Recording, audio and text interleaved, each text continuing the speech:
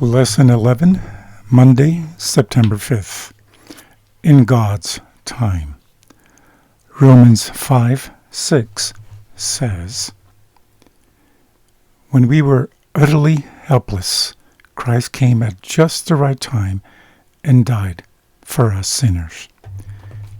Galatians 4:4 says, "But when the right time came, God sent his Son, born of a woman, subject to the law." What do these texts tell us about God's timing? In these verses, Paul tells us that Jesus came to die for us at exactly the right time. But Paul does not tell us why it was the right time. It is very easy to read these verses and wonder, why did Jesus wait thousands of years until he came to the earth to deal with sin? Didn't the universe understand that sin was a very bad thing long before then?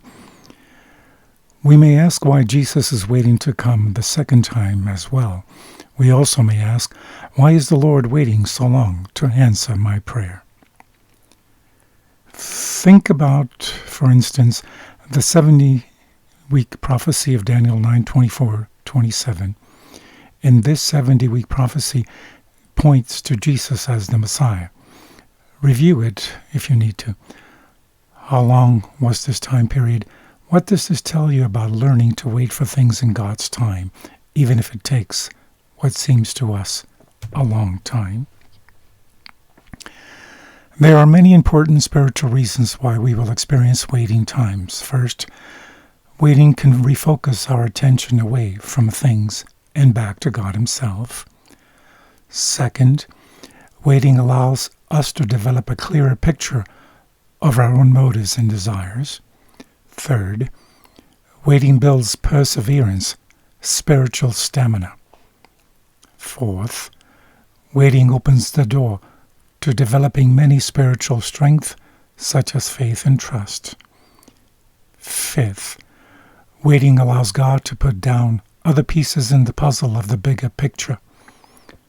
Sixth, we may never know the reason we have to wait, hence we learn to live by faith. Can you think of any other reasons for waiting? What examples can you find in the Bible of God doing things in his own time that can help you learn to trust that he will do for you what's right in his own time as well?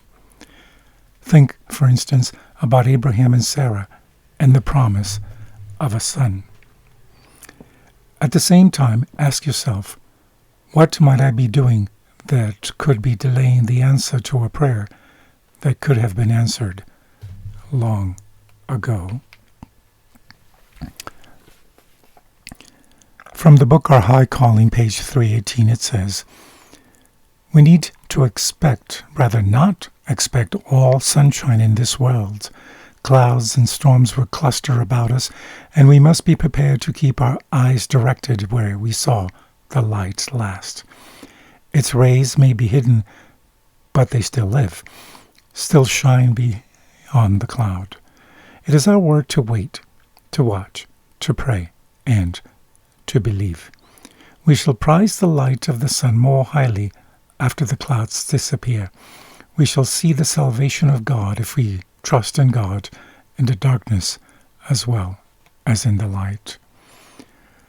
All trials, all afflictions, all peace, all safety, health, hope, life, and success are in God's hands, and he can control them all for the good of his children.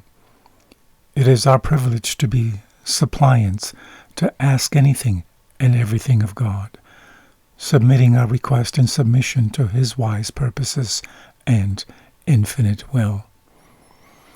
From the book Selected Messages, Book 2, page 242, it says, "I cannot read the purpose of God in my affliction, but he knows what is best, and I will commit my soul, body, and spirit to him, as unto my faithful Creator." 2 Timothy 1:12 says, "For I know whom I have believed, and am persuaded that he is able to keep that which I have committed unto him against that day. If we educated and trained our souls to have more faith, more love, greater patience, and a more perfect trust in our Heavenly Father, I know we would have more peace and happiness day by day as we pass through the conflicts of this life. God bless.